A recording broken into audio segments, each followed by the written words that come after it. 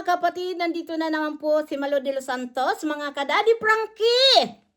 Ayan, mayroon po tayong bibigyan ng reaction po dito sa video po ni Daddy Frankie dito sa upload niya po about doon sa guro na talaga pong grabe po ang awa ko. Talagang habang pinanonood ko po ay talaga pong naiyak ako. Ito po yung una nilang pagbisita po dito. Ito papanood po natin. Bago po tayo magawa ng reaction, panoorin po natin muna ito. Ito po ay si Ate Mary Jane. Ayun po. Hindi ako nagkakamali si Mary Jane po. Yan po ay recommended po yan ng Vice Mayor po ng Malasike, Pangasinan. Ano po? Talagang nakakahanga po talaga si Daddy Frankie dahil tingnan mo po, isang Vice Mayor ang nagpaabot po, pinaalam ang kagaya po dito kay Ate Mary Jane. Ayan po.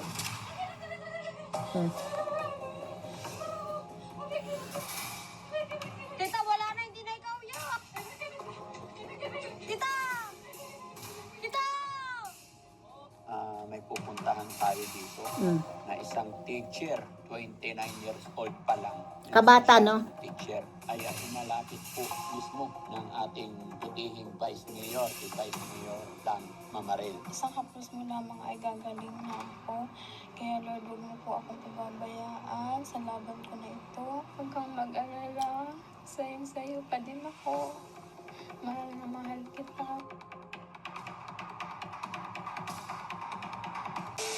Kabayan, papasyalan natin yung dinulog ni Vice Mayor Dang Mamaril Macaraes. Yan yung pinuntahan po yun ng nila Boss GB Bayan at ni Bandam. So, Nung una po. Papasyalan natin dito yung... Ba't ngayon? Hindi, Ano? yung dinulog ni Vice Mayor sa atin dito na Inulong ni Ba't ngayon? nawala daw sa sarili. Ay, ito siya pala. Mary Jane, good morning. Mary Jane nga. Yan. Pwede makipagkwentuhan sa'yo? Ang bait niyan, lambing niya no po. Makipagkwentuhan kami ni Bandam. Kilala mo si Bandam?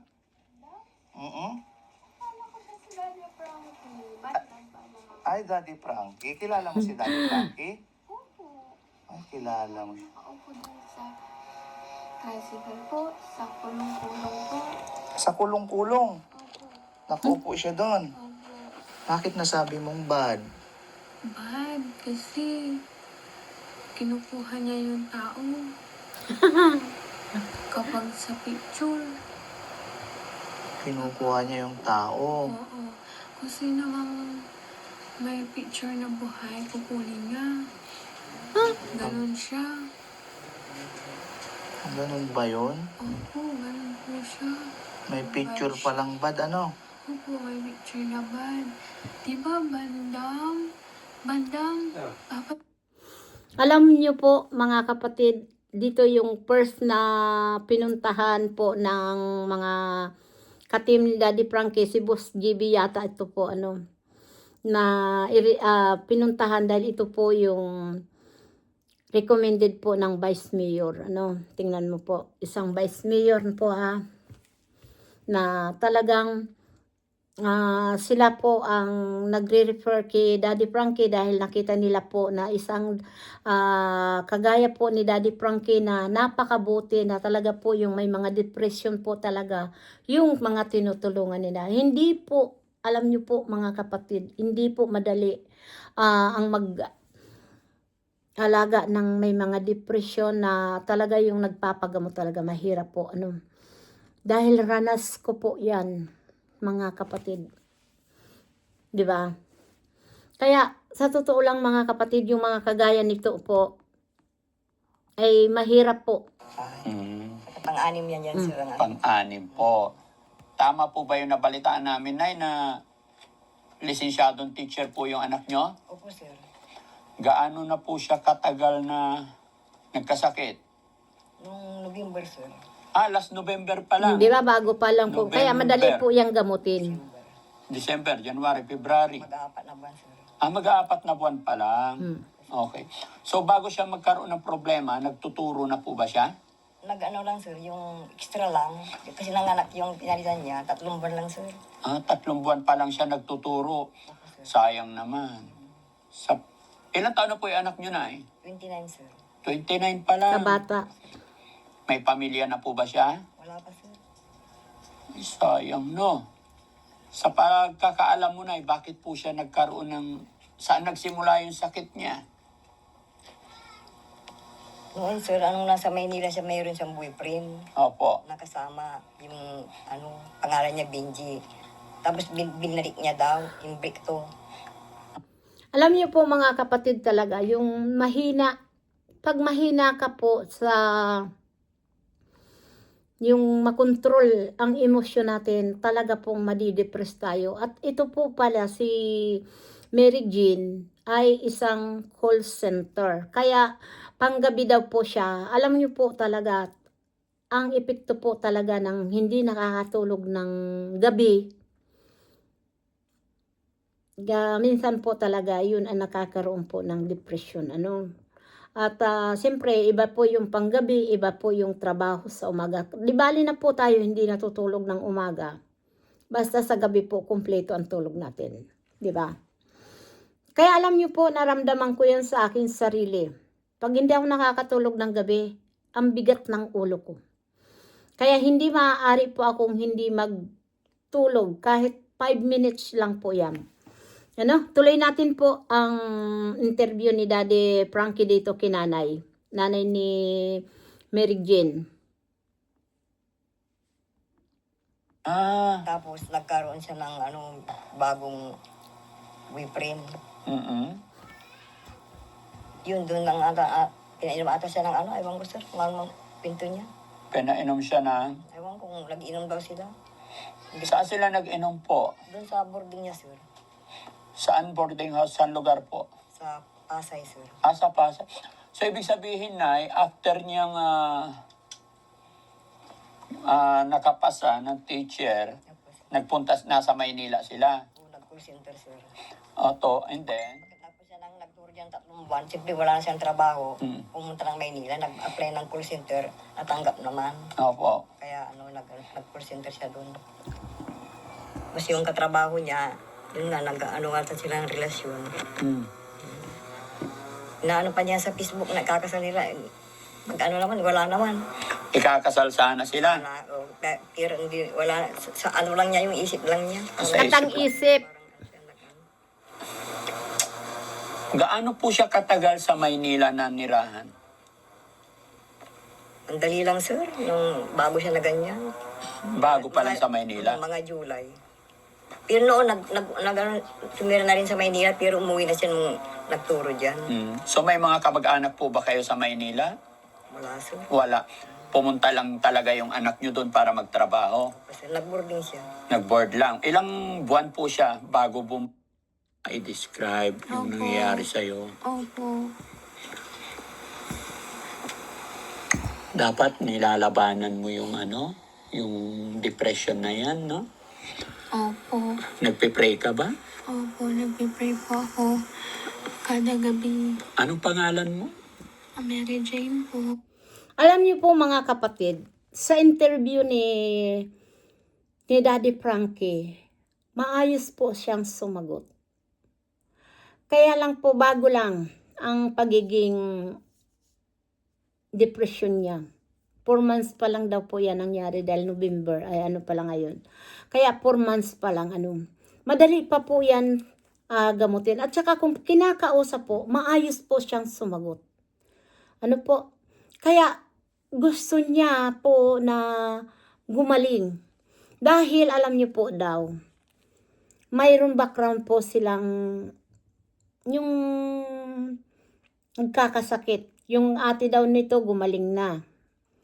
At sinanay daw po, hanggang ngayon din, mayroon din po. Pero linalabanan niya at gumaling siya. Minsan kasi daw po, hindi siya nakakatulog.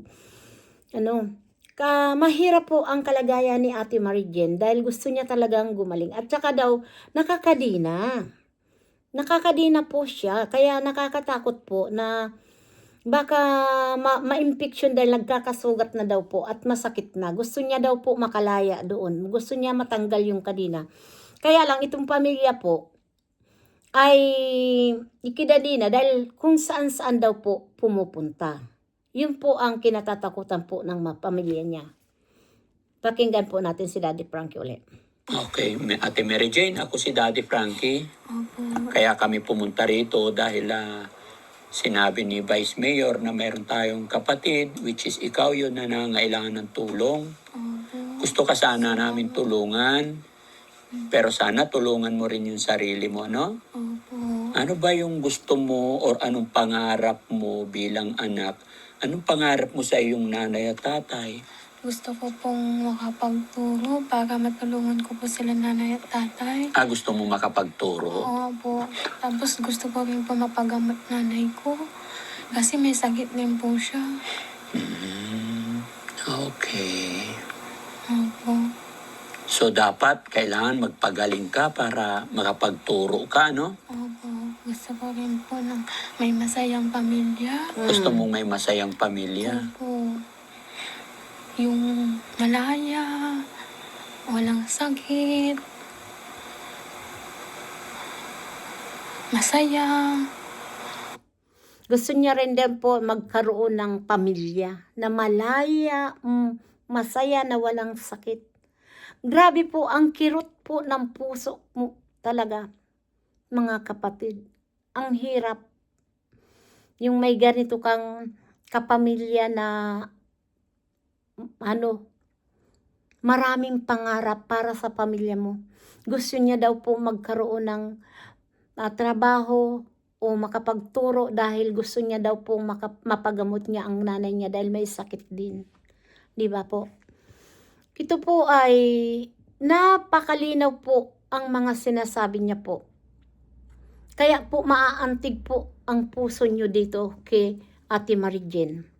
Pakinggan niyo po. Ganun po. Naalala mo ba, Mary Jane, kung ilang taon ka na? Opo. Anong birthday mo? May 28, 1995 po. Alam mo, Mary Jane, ang bata mo pa.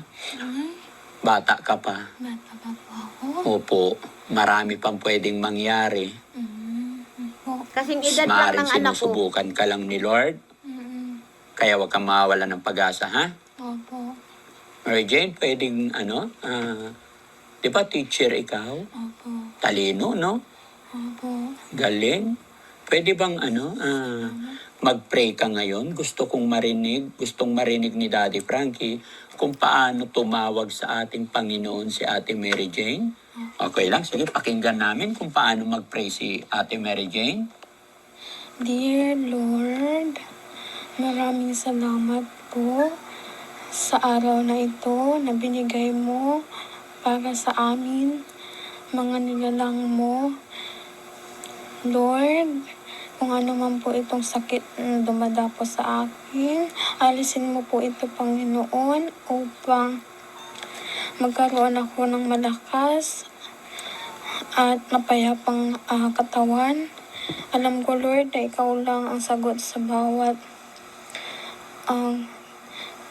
kasalanan, bawat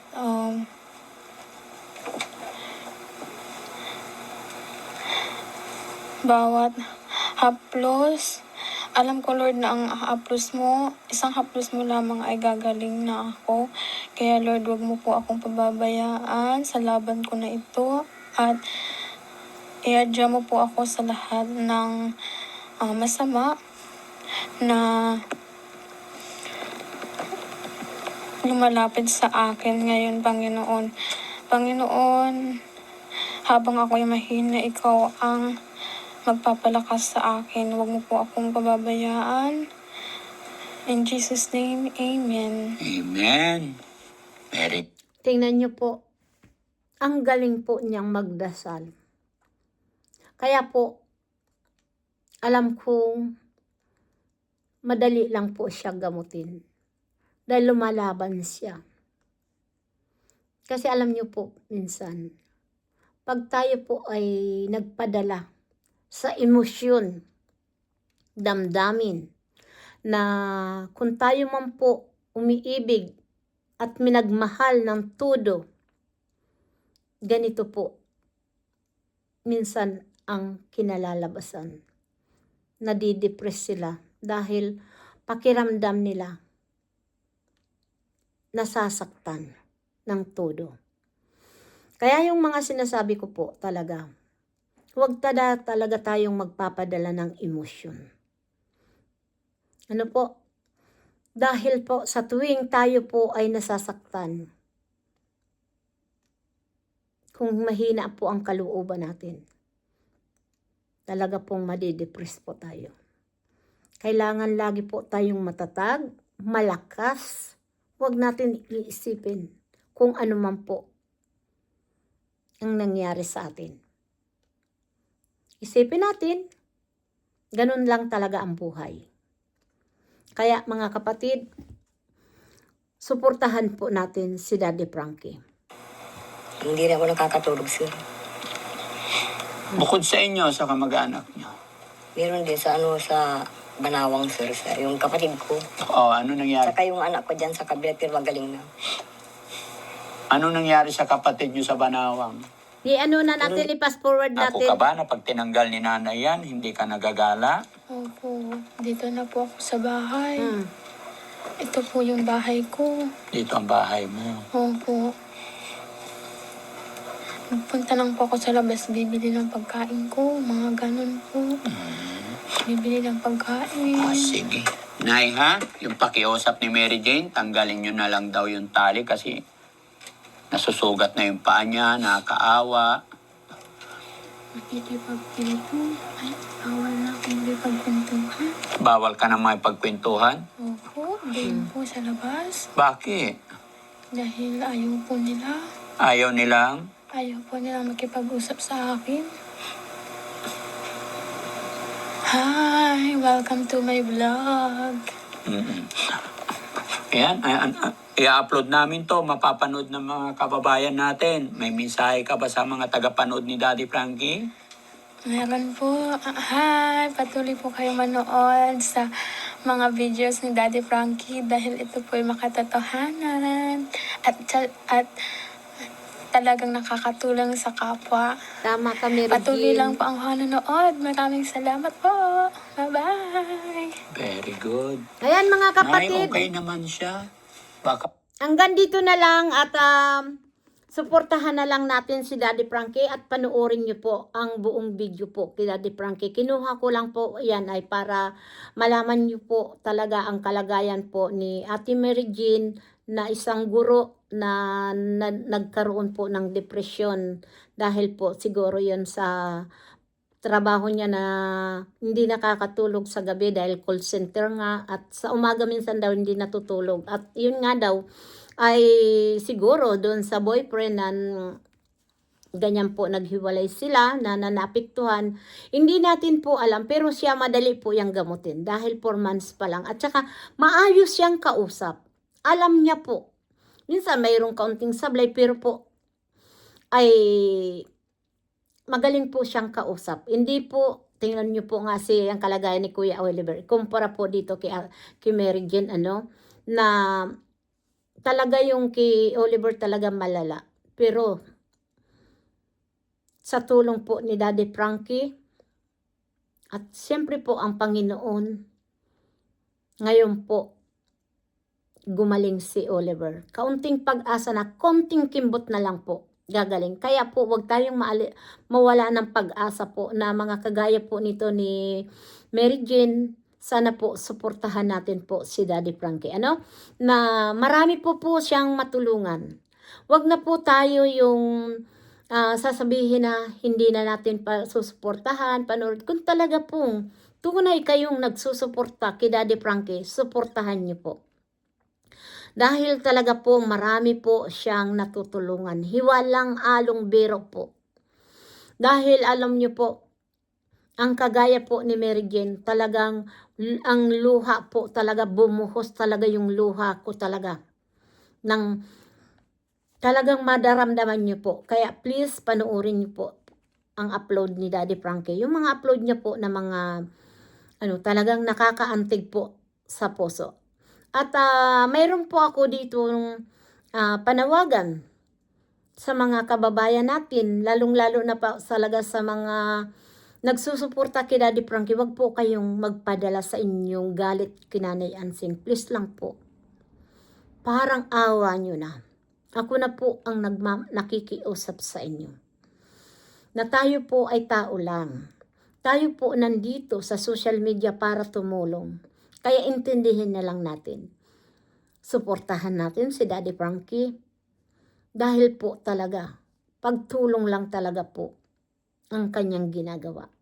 Marami pong salamat. Please support po Daddy Frankie, Ruel of Malalag, Richelle Morales.